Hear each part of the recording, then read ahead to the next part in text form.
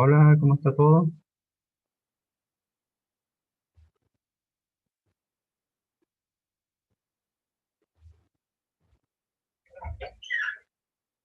Mami, que es una puta. Aunque que no mañana quedan como dos de azúcar, por ahí te lo que queda la hora. Ah, que hizo café otra vez. Pero yo traje 1 kilo de azúcar. Pero, No, no, es que ella, el sentido de ahorro no lo tiene activado.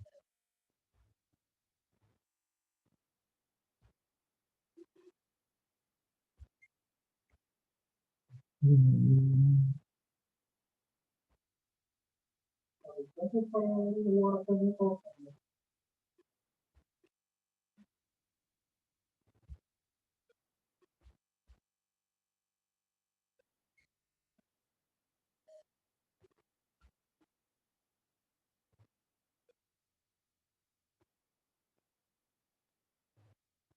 una-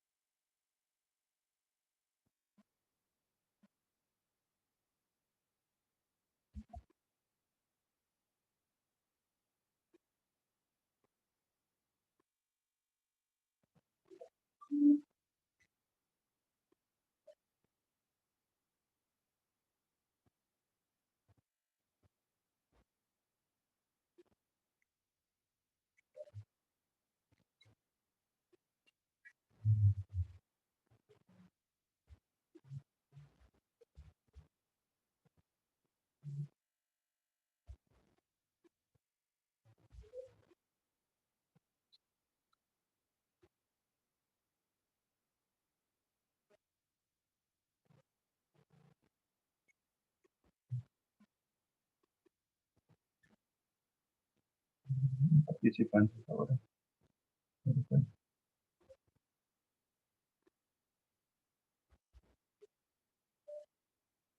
Yo solo.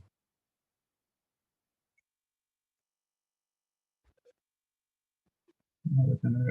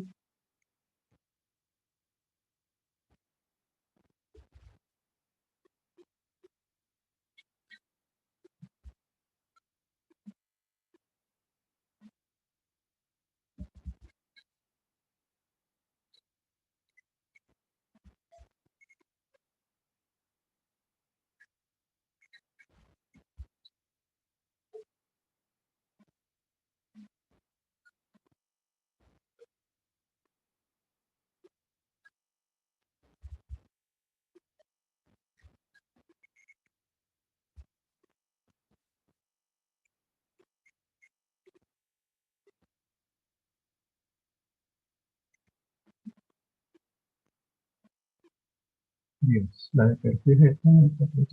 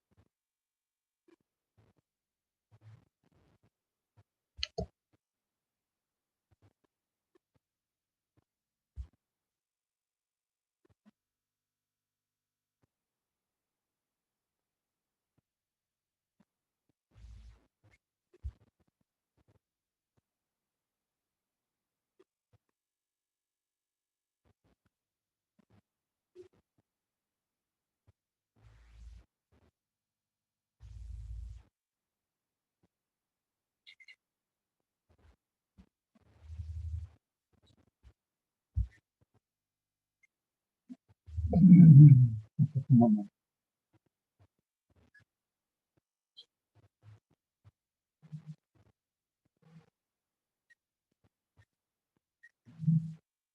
Interesante, sí, no sé,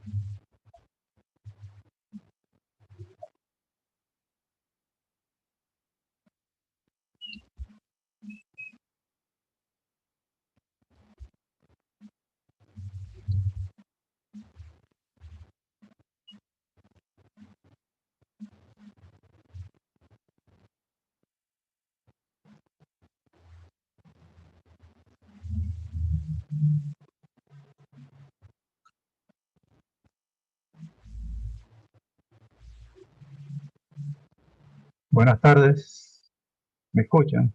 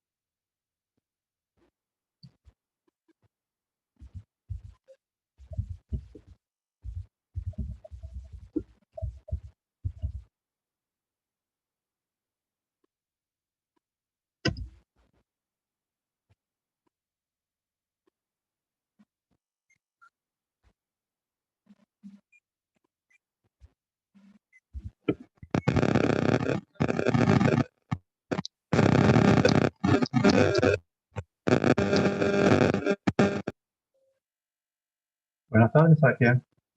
¿Cómo te encuentras?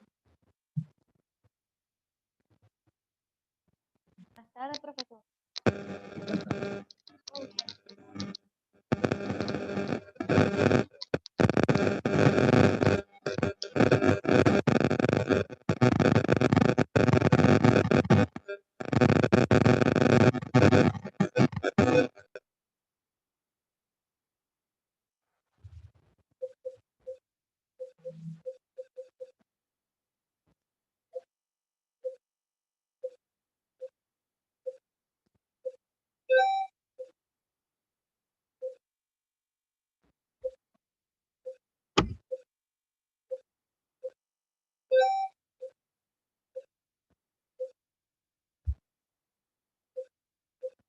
Quiero saber si me oyen,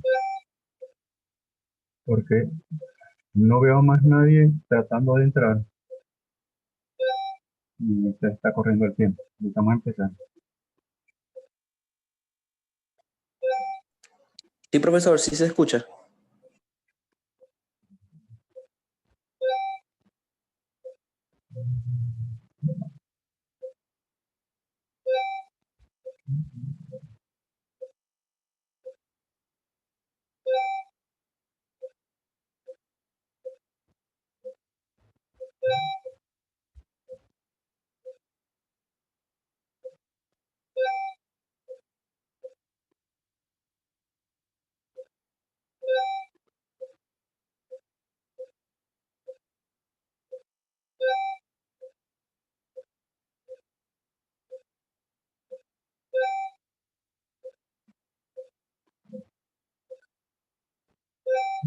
Buenas tardes, entonces. Bienvenidos a esta primera experiencia Zoom para mí. Bueno, para mí es la tercera ya, pero con ustedes. Esperemos que podamos tener otras adicionales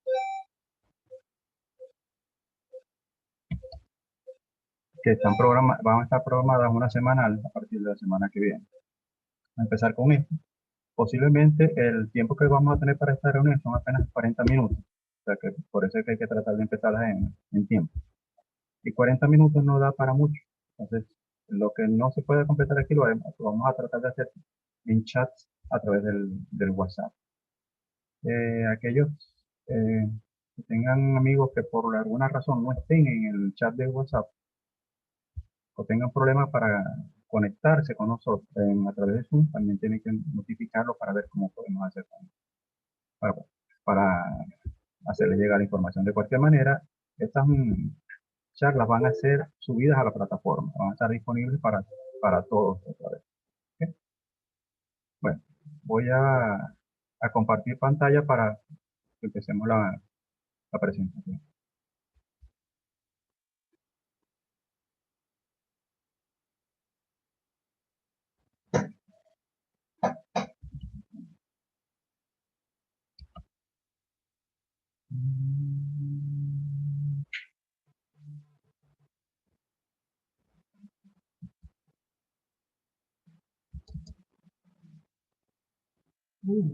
No me fui al principio.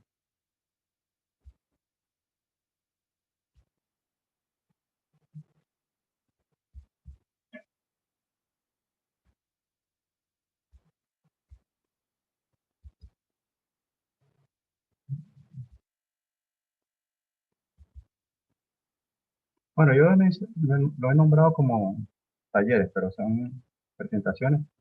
La idea también a futuro es tratar de dedicar más tiempo a esto, a la parte de resolución de ejercicios que otra. De cualquier manera, esta parte de la materia, por lo menos lo que vamos a ver ahorita, tiene más de teoría que de la parte de ejercicio. Sí se pueden hacer algunos ejercicios bastante cortos. Después veremos cómo son estos. Entonces, este taller trata sobre lo que es análisis PBT.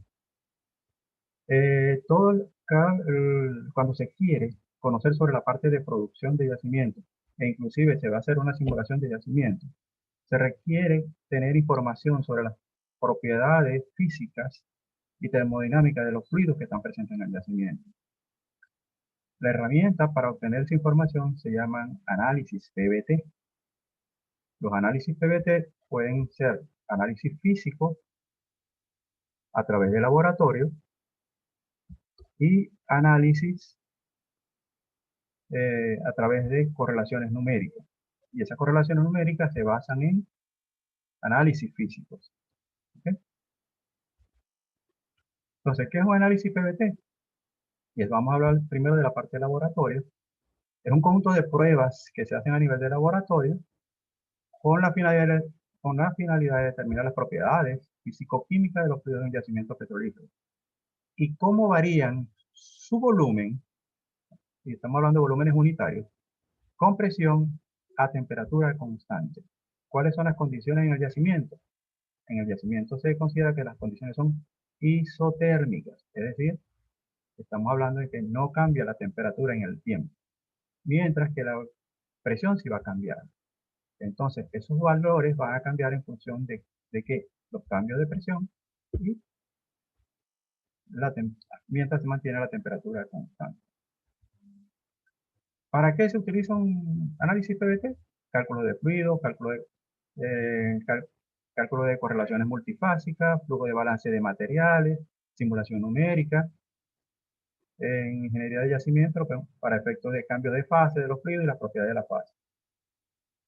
Eso lo tenemos en la parte de lo que es conocer el comportamiento termodinámico de los fluidos del yacimiento. ¿Cómo se pueden determinar?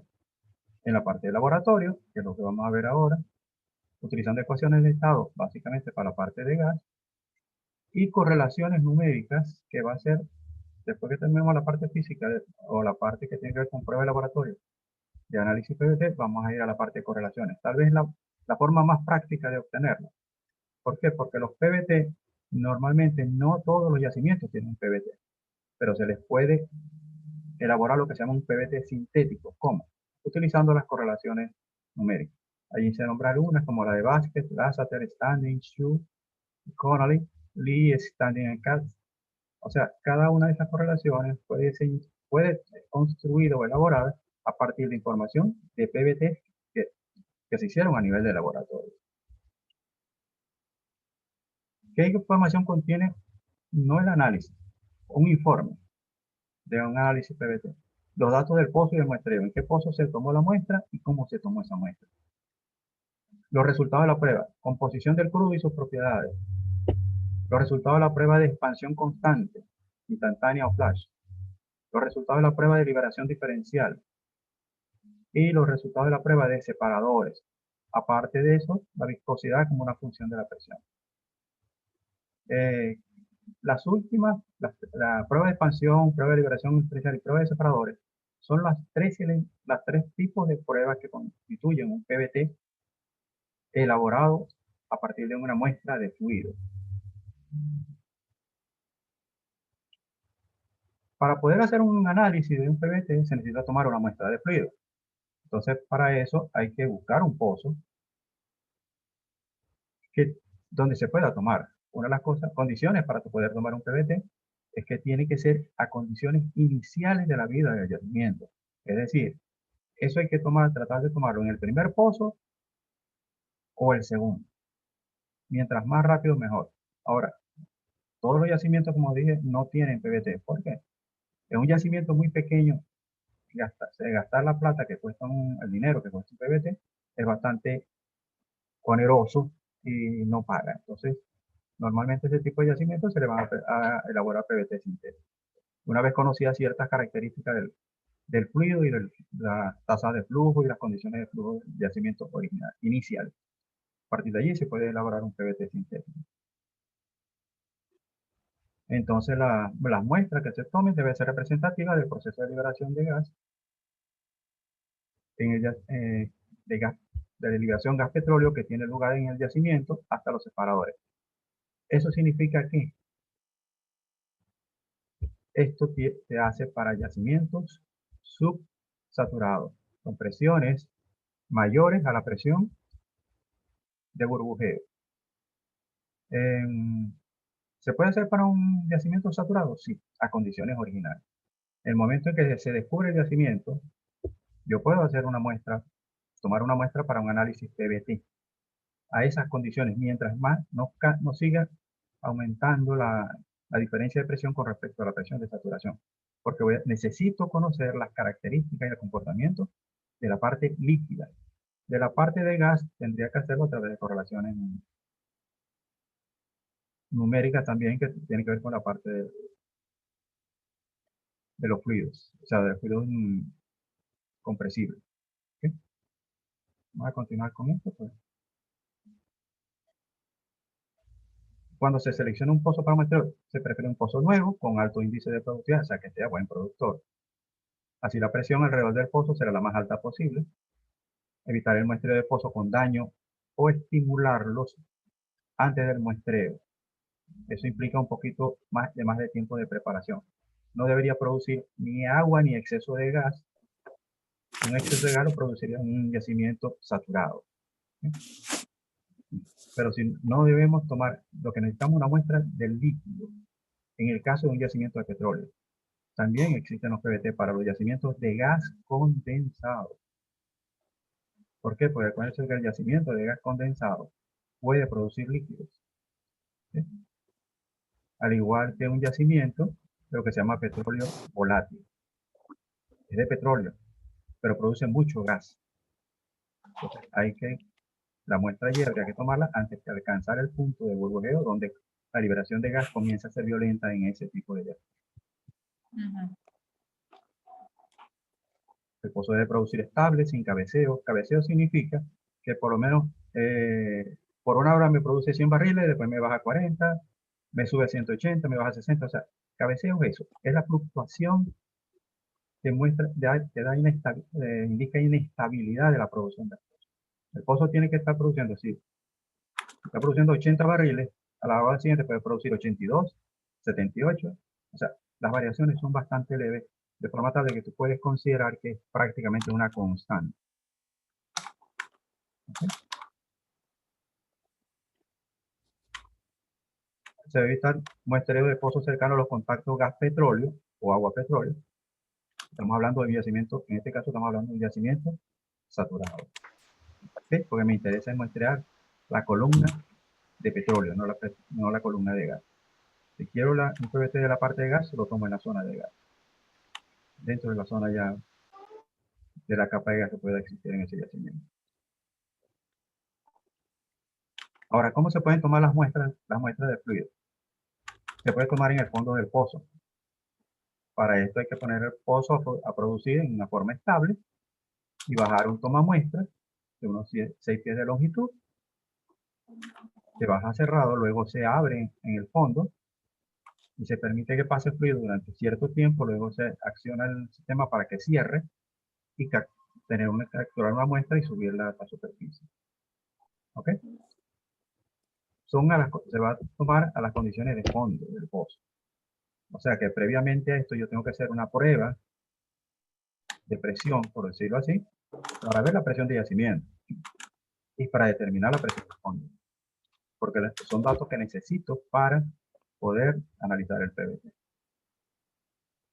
Entonces lo puedo hacer en el fondo y lo puedo hacer en superficie. En superficie hay dos formas. En el cabezal y en el separador de producción. ¿Qué hay diferencia hay entre los dos casos? Es la condición de fluyente en el sitio de muestreo. Una de las condiciones para tomar la muestra en el fondo es que en el punto donde voy a tomar la muestra, la presión esté por encima o igual a la presión de burbujeo. Igual que cuando voy a hacer muestras de cabezal. Es preferible que la muestra esté a la presión de burbujeo en ese sitio. Cuando hablamos de muestras de separador, ya no eso no es tan importante, porque aquí yo voy a tomar muestras separadas de petróleo y gas.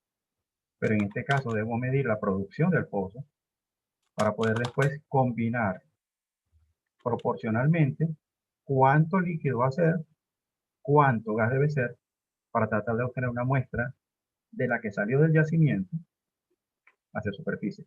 Lo que sí debe cumplirse en los tres casos es que la presión a nivel del fondo del pozo, por lo menos, debe estar por encima de la presión de burbujeo. ¿Sí? Dígame.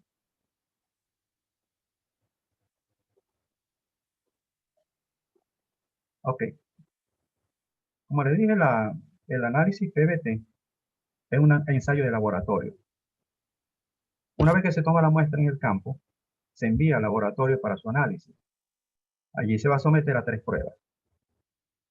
¿Ok? Las dos primeras normalmente se pueden hacer con la misma muestra que coloco en la celda. Esto se coloca en un equipo especial llamado celda PBT, que puede aguantar, como dice ahí, se realiza una celda de acero de volumen de más o menos un medio litro, capaz de resistir altas presiones, mayores a 10.000 libras y temperaturas de 250 grados Fahrenheit. ¿Ok? Entonces, las 3 pruebas utilizan esa celda PBT. Pero lo que voy a hacer en la primera prueba no me afecta la composición de la mezcla. ¿Ven la leyenda ese que sí? La composición total de la mezcla permanece constante mientras hago esta prueba. Cuando ya haga la segunda prueba, la composición va a variar. Entonces no la puedo utilizar para la tercera, sino que tengo que utilizar una muestra nueva. Es decir, que el volumen que tengo que recuperar del yacimiento, del muestreo, tiene que ser suficiente como para poder hacer dos pruebas con ese crudo o más si es necesario porque hay algún problema durante el ensayo. Entonces, la prueba flash o de liberación instantánea simplemente significa que tomo la muestra que recibo que tomé en el campo, la coloco en la celda y la voy a colocar a una presión. Voy a hacer que dentro de esa celda se comprima el fluido hasta una presión mayor que la presión inicial. Y la presión inicial, teóricamente, estamos hablando de un líquido subsaturado, debería ser mayor a la presión de burbujeo. ¿Okay? Entonces, una vez que lo tengo a esa presión, ¿qué es lo que hago? Trato de que térmicamente la muestra esté a la misma temperatura. ¿Cuál temperatura? La temperatura del yacimiento. De forma tal que en este momento estoy hablando de una condición en que me estoy asegurando que todo el gas que pueda haberse liberado por efecto del muestreo se vuelva a entrar en solución del petróleo, pues estoy llevando el fluido a una presión por encima de la presión de burbujeo, es más, inclusive por encima de la presión inicial, o la presión de yacimiento como tal.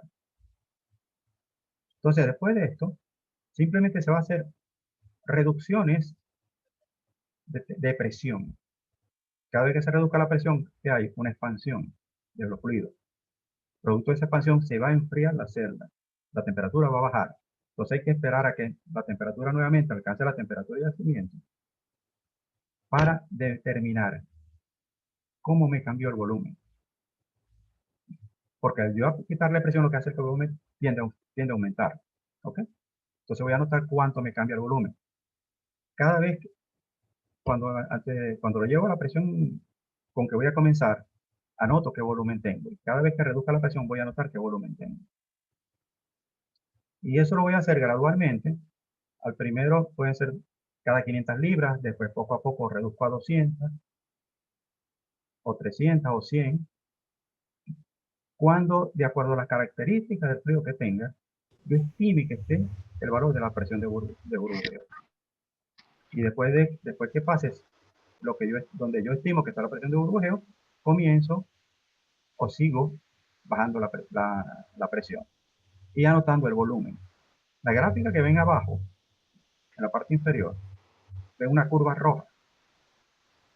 Esa curva roja son los datos resultantes de esta prueba. En ningún momento yo extraigo fluido de la celda. Simplemente permito que los fluidos se expandan. Entonces, si observan la gráfica, los primeros datos, que son los que están del lado izquierdo, fíjense que tienden a tener una tendencia vertical y después simplemente comienzan a desviarse y al final casi se horizontalizan. Bueno, resulta que cuando ya comienza a curvarse, es que estamos prácticamente en la presión de burbujeo. ¿Por qué cambia la pendiente? Primero porque cuando viene vertical, que es prácticamente constante, tenemos un solo fluido dentro de la celda, líquido. Ya cuando comienza el proceso de curvatura, ya comenzamos a tener dos fluidos en el yacimiento, o en la celda en este caso, petróleo y gas. Y en la medida en que la presión siga bajando, cada vez hay más gas, menos líquido. Entonces, ese valor que ahí estoy graficando es cuánto fue el volumen de líquido para cada nivel de presión. Con eso yo voy a trazar dos líneas tangentes. Una que ven diagonal y otra que está un poco más acostada y no se ve tanto, que viene paralela o prácticamente con los puntos de la parte superior.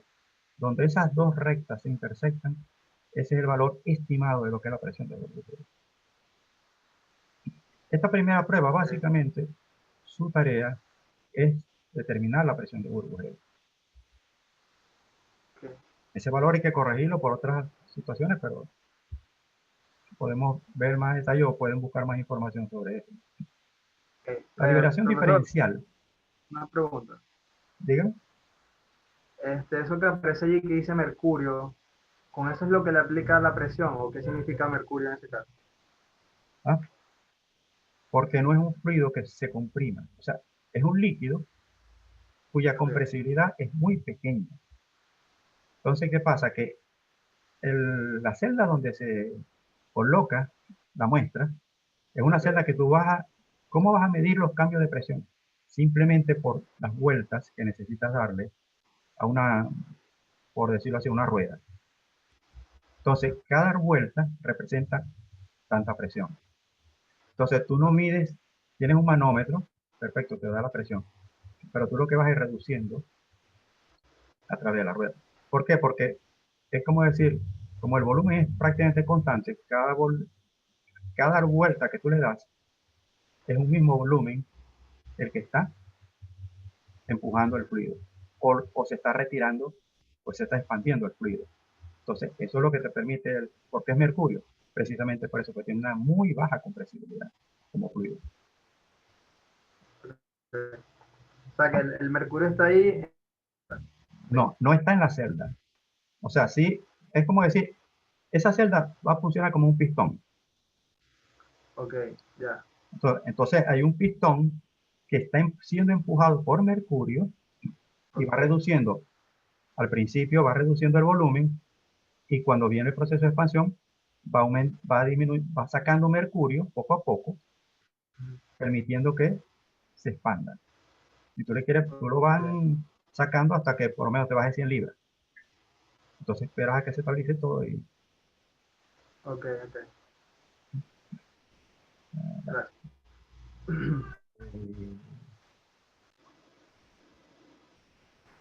entonces, en esta segunda prueba, ¿qué vamos a hacer ahora? El mismo líquido que estaba en la celda, lo vamos a comprimir ahora, pero hasta una presión, Dios, se salió.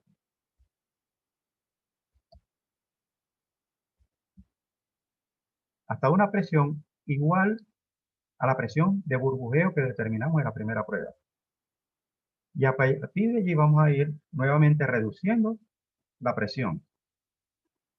Y vamos a medir volumen de petróleo, o sea, volumen líquido. Pero también vamos a medir volumen del gas que se liberó. La parte azul fuerte representa el líquido, la parte verde más clara representa el gas. Entonces, ese volumen de gas se va a ir sacando en la medida en que se va produciendo. Entonces, cada vez que yo haga una reducción, la reducción se la hago al líquido, no se la hago al gas, porque el gas simplemente lo saco.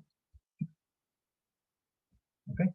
Entonces, de esa forma lo llevo hasta que, por lo menos hasta la presión atmosférica, de forma tal de saber al final cuánto gas salió de solución del petróleo, porque al llevar a presión atmosférica que tengo, liberación total del gas.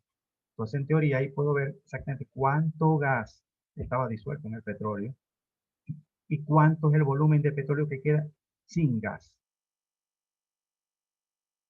Esos son dos valores que necesito, porque si ven las unidades del factor volumétrico del petróleo, ¿cuáles son? Barriles de yacimiento sobre barril normal. ¿Cuál es el barril normal? El que yo tengo al final, cuando no tiene gas. ¿Cuál es el barril de yacimiento? El que tengo en la presión de burbujeo, porque tiene todo el gas en solución.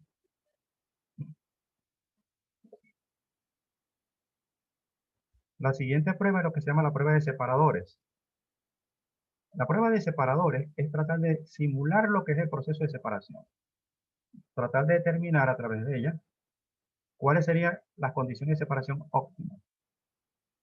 Aquí volvemos a la celda PVT. Ya vimos que de la segunda celda ya tengo una muestra separada por completo. Remezclarla puede ser no es tan fácil. O sea, es fácil, pero no es lo que se debe hacer. Entonces aquí lo que se hace es que se prepara toma una muestra nueva, se lleva las condiciones de la segunda prueba, es decir, se comprime hasta la presión de burbujeo. Y luego ese fluido se abre y se descarga completamente hacia un sistema que que se utiliza como separador, que normalmente puede tener dos etapas. Una, lo que es el separador vertical que ven allí, y otro, lo que está del lado derecho, que es el tanque. Esos dos son dos etapas de separación. La primera puede estar a una presión de 100, 200, 300 LPC, y el tanque, presión atmosférica. ¿Okay? La idea aquí también es, pero ya condiciones de campo. Si yo paso toda mi producción, cuando sale del pozo, pasa todo por el separador, separo tanto gas, separo tanto líquido, en el tanque, por lo menos a nivel de laboratorio lo puedo hacer. Puedo medir cuánto líquido y cuánto gas. A nivel de campo, el gas que se separa en el tanque, eso no se va a poder medir, pero bueno. Entonces yo puedo tener aquí una idea de lo que sucede realmente en campo, de cómo se separa. Una de las cosas que va a suceder es, cuando yo calcule cuánto gas se separó en la prueba del separador y lo compare con el gas que se separó en la prueba de separación diferencial, en la separación diferencial se separa más. ¿Por qué? Porque en este sistema la idea es que quede gas en solución. Porque ese gas en solución se convierte en volumen de líquido. Y ese es el que te interesa a ti. No perder tanto volumen de líquido por efecto de sacarlo del yacimiento. El factor volumétrico del petróleo, ¿qué significa? Que yo saco tantos barriles del yacimiento para tener un barril en superficie. La prueba del separador se hace 3 o 4 veces. ¿Cuál es la prueba cuál es el valor que yo considero que es el apropiado para separar los fluidos de ese yacimiento? Aquella que me dé menos gas liberado, mejor gravedad API. ¿Por qué? Si es menor gravedad API, tiene más compuestos livianos. Si tiene menos gas liberado, significa que tengo más gas disuelto convertido en líquido. Entonces, básicamente, son 3 pruebas separadas. Sin embargo, en lo que se llama el informe PVT o las variables PVT, tengo que combinar los resultados de las 3 pruebas para poder levantar el PVT completo. Porque por encima del punto de burbujeo, ¿quién me da la información? La primera prueba.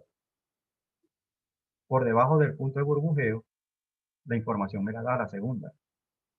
Ahora, ¿quién me dice cuál es mi valor final? Me lo da la tercera. o el ideal para nosotros, porque la segunda también me da un valor. Pero como ese le extrae más gas, me queda menos líquido. Y como negocio, ¿qué me interesa? O vamos a hablarlo de lo que era la óptica vieja. ¿Qué me interesaba? Producir más líquido. Gas se consideraba algo innecesario, pero era un compañero. Ahorita el gas tiene tanto valor, casi tanto valor como el petróleo. Pero el líquido sigue predominando en este caso. Para producir mucho gas, los yacimientos de gas. Bueno,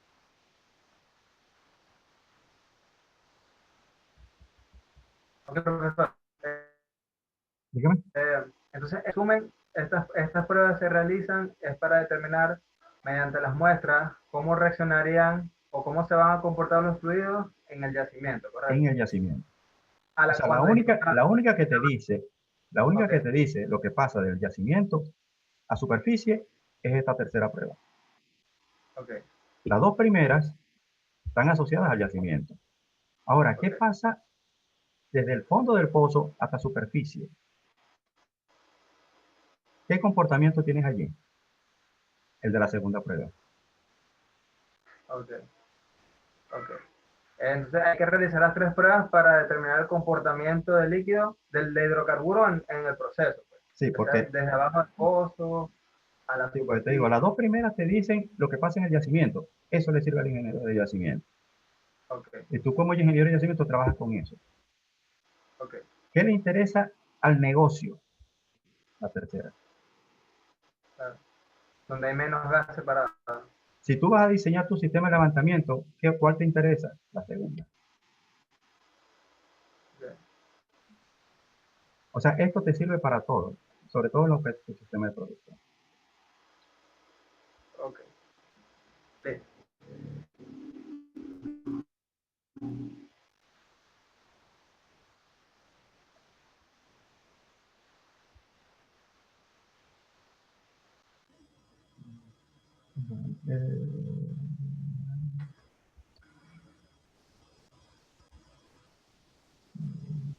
Bueno,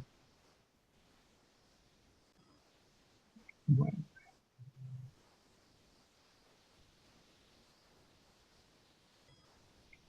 bueno, podemos dar por terminada la reunión. Ok, profesor, Cualquiera. Ah, dígame. nos va a facilitar las La diapositivas. presentación. Ajá, Sí, la idea es también subirla. ok, Es más, en la parte de lo que son la parte de muestreo, de eso voy a tratar de completarla, porque yo quité muchos detalles para que no se hiciera muy larga esto, porque fíjate que se fue larga. ok, ok, Pero hay muchos detalles en cuanto a cuándo se aplica cada tipo de muestreo, por qué. O sea, ok. entonces, Profe, eso hace más. ¿Ah? la estoy subiendo por dónde? La presentación. ¿La qué? La presentación, ¿la subiría dónde? ¿A Saya o la vas a hacer por el grupo? No, la voy a subir a Saya. Ok.